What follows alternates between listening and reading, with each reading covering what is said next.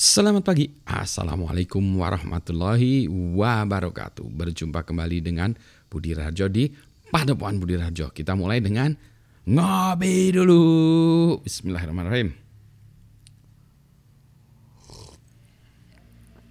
Wow, luar biasa. Kopinya ini dari Gunung Halu. Sedap. Sedap sekali ya. Ini lagi rame diumumkan dibicarakan. Saya nggak tahu disebutnya viralkan atau enggak soal ini ada banyak anak-anak yang sekolah enggak, kerja enggak, kata orang-orang. Jadi maunya apa gitu. Ya itu ya, memang ini kenyataan gitu. Tapi saya sebetulnya tidak ingin menyalahkan anak-anak muda juga ya, generasi muda juga, karena saya mikir-mikir. Dulu waktu saya muda memang pas lagi muda itu ngapain gitu ya? Apakah saya punya cita-cita juga? Jadi dari kecil punya cita-cita yang dikejar segala macam, sekolah, memiliki keinginan tertentu. Saya ya sebagai manusia, sebagai anaknya gitu. Rasanya enggak juga. Jadi yang saya coba mengingat-ingat ya, masa-masa sekolah. Kalau TK SD itu bagi saya menyenangkan sekolahnya itu karena ya tempat bermain ya. Jadi saya pengen pergi sekolah setiap hari, pengen pergi sekolah. Pagi sekolah ketemu teman-teman, main, belajar. Belajar tuh menyenangkan bagi saya SD ya. Masanya belajar menyenangkan. Kalau saya waktu itu di SD Mustopo di Bandung. Bagi saya sekolahnya menyenangkan. Jadi saya senang pergi sekolah itu pokoknya menyenangkan lah ya, sesuatu yang menyenangkan yang mana kalau pagi-pagi pengen pergi sekolah. Di sekolah tempatnya main. Banyak mainnya. Dan rumah saya juga dekat dengan sekolahan, jadi kalau mau apa-apa pulang, bawa mainan, bawa bola. SMP, saya lupa ya, SMP itu kayak ngelewat gitu aja, breeze through lah ya.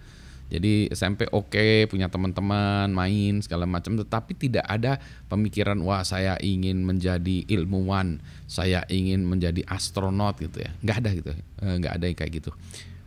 Tapi waktu kecil saya pengen jadi cita-cita yang ngaco-ngaco tuh. Saya pengen jadi pembalap. Pembalap apa ya waktu itu gara-gara nonton apa jadi pengen pembalap Formula One. Formula 1. Terus pengen jadi pemain band, tapi main band cuma nggak pengen gitu aja ya, tapi nggak pengen sebagai cita-cita.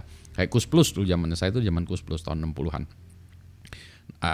Akhir 60-an, awal tahun 70-an ya itu Kus Plus. Kemudian musik-musik Indonesia lah pada waktu itu ya. Jadi cita-cita ada tapi ya gitu aja sambil jalan ya. SMA itu terlibat banyak kegiatan ya. Jadi mulai terlibat banyak kegiatan sehingga pergi ke sekolah itu menarik bagi saya. Pergi ke sekolah menarik karena di rumah nggak menarik ya. Dan di sekolah tuh banyak teman-teman sehingga menarik datang ke sekolah meskipun teman-teman saya juga lingkungannya kecil ya, tidak gede gitu ya. Jadi di sekolah itu mulai kepikiran untuk berprestasi, tapi berprestasi akademik dalam artian ya pokoknya bagus lah nilainya, tapi nggak tahu mau jadi apa gitu, nggak ada ya. Nah baru masuk perguruan tinggi barulah mulai bercita-cita profesional ya, jadi profesional. Tapi waktu itu bidangnya saya pengennya jadi peneliti ya, researcher, which is sekarang today saya jadi peneliti. Salah satunya gitu ya. Jadi kampus itu, bagi saya kampus itu menyenangkan ya bagi saya. Jadi sekolah bagi saya menyenangkan terus. Kampus ya maksudnya menyenangkan itu bukan berarti nggak ada stres, nggak ada kesulitan, nggak ada nilai jelek, bukan gitu juga ya. Bukan berarti gampang lewat, enggak, tetap ada masalah. Tapi in general secara total menyenangkan. S2, S3, wah itu susahnya luar biasa. Aduh di luar negeri ya tuh. Tapi kehidupan di luar negeri ya susah sih kehidupan saya menjadi kehidupan orang susah gitu ya. Tetapi perjalanan hidup ya menuntut itu, alhamdulillah itu dilalui, karena kalau nggak gitu saya tidak bisa merasakan jadi orang susah gitu ya. Jadi itu ya. Nah anyway balik lagi. Jadi kita mau menyalahkan mereka anak-anak muda ini ya, anak-anak muda yang wah. Jadi kalau saya singkatkan tuh gini dulu ya, saya nanya-nanya juga ke mahasiswa saya, murid-murid saya tanya gitu, kenapa kalian kuliah gitu ya, atau kenapa kalian masuk SMA gitu ya, Itu jawabannya sebagian besar adalah daripada nganggur di rumah. Daripada nganggur di rumah lebih baik sekolah. Setidaknya bagus lah ya. Daripada nganggur di rumah lebih baik sekolah. Nah itu kebetulan karena orang tuanya bisa menyekolahkan.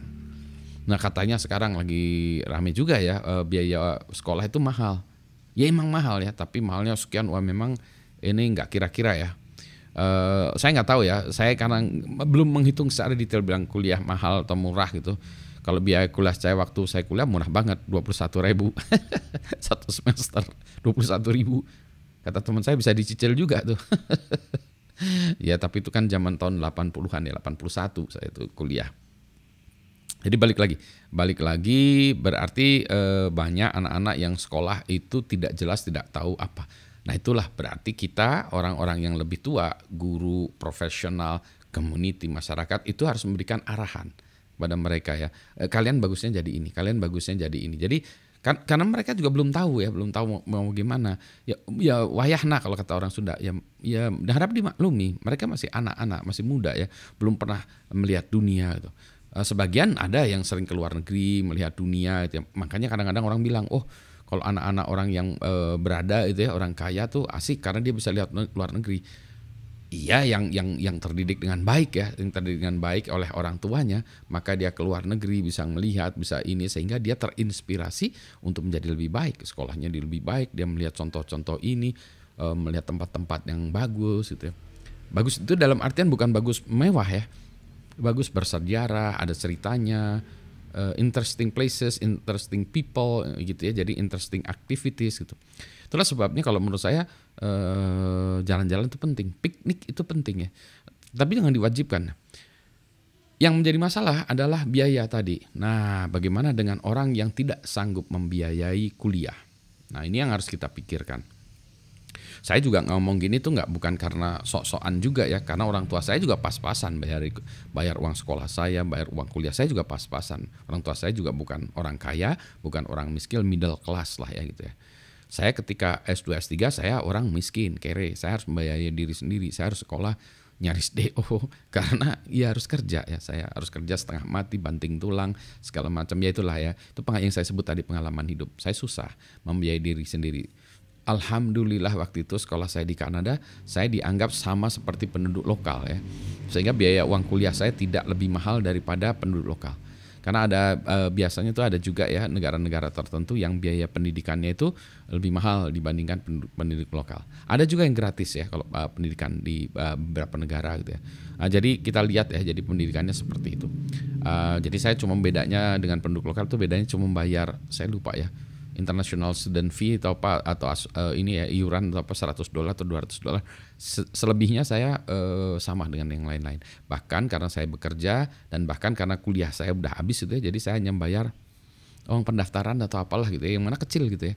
Yang mahal kan kuliah-kuliahnya. Jadi kalau mahal nggak ngambil kuliah ya biar ini ya, bayar uang menjadi mahasiswa itu terdaftar gitu ya. Itu murah. Ini di Kanada ya. Jadi untungnya saya demikian ya. Sehingga tertolong lah. Balik lagi, jadi satu kita sediakan tempat-tempat untuk anak-anak ini untuk melihat dunia, ya, to see the future. Jadi yang pertama ya, tempat-tempat itu kita sediakan di sini. Kalau nggak bisa, nah kita bawa mereka ke tempat dunia. Itulah pentingnya mereka lihat dunia. Studi tour tuh pentingnya bukan hanya jalan-jalan ini having fun-nya aja enggak, tapi di tempat itu tuh ada tempat yang dikunjungi, itu ada yang tempat belajarnya, yang mana mereka melihat dunia. Oh, dunia tuh kayak gini ya gitu. Ya menurut saya itu penting ya, menurut saya itu melihat dunia itu penting supaya jangan jadi katak dalam tempurung. Lepaskan uang ini ya, pembiayaannya, yang mana itu penting juga, maksudnya susah juga itu ya. Udah ya. Jadi kita sediakan itu. Yang ketiga, kita sediakan story-story, cerita-cerita yang mana kalau kita tidak bisa mengadakan sendiri, susah, infrastrukturnya nggak ada, kita bawa anak-anak kita ke luar negeri, ke tempat-tempat yang bersejarah segala macam, susah juga, nggak ada biayanya juga dan seterusnya. Maka kita bawakan cerita ke mereka dalam bentuk buku, dalam bentuk video, dalam bentuk macam-macam ya, kayak gini gitu ya. Ini ceritanya sih saya ceritanya kepada untuk orang tua ya. Harusnya ada cerita-cerita juga yang untuk anak mudanya ya gitu ya. Jadi story-nya anak muda itu. Sorry to say ya, banyak video-video yang ngajarin kita cuma makan bakmi apa gitu ya. Nggak mendidik menurut saya. Sorry to say ya, populer tapi menurut saya tidak mendidik ya. Emang ngajarin apa? Pengen anak-anaknya jadi tukang makan bakmi semua gitu. Bakmi ya enak jelas itu. Tapi apakah perlu diajarin menjadi gitu? Enggak juga ya. Jadi menurut saya ya kayak gitu ya biarkan saja. Tidak perlu dilarang, tapi kita harus membuat konten-konten yang lebih positif, cerita-cerita. Nah, juga kita perlu contoh-contoh. Kalau di luar negeri banyak contohnya, ada Steve Jobs, Bill Gates, kalau yang sekarang generasi sekarang ada Elon Musk, sebelumnya lagi ada Jeff Bezos, ada lagi cerita-cerita lagi ya. Itu yang populer di dunia saya teknologi informasi. Di dunia peneliti ada lagi, saintis ada lagi ya. Jadi ada cerita-cerita itu. Nah, kita perlu cerita yang sama di Indonesia supaya lebih relatable gitu ya. Jadi relate. Ada saintis-saintis muda yang senangnya menemukan apa. Ya ini yang harus kita sponsori ya.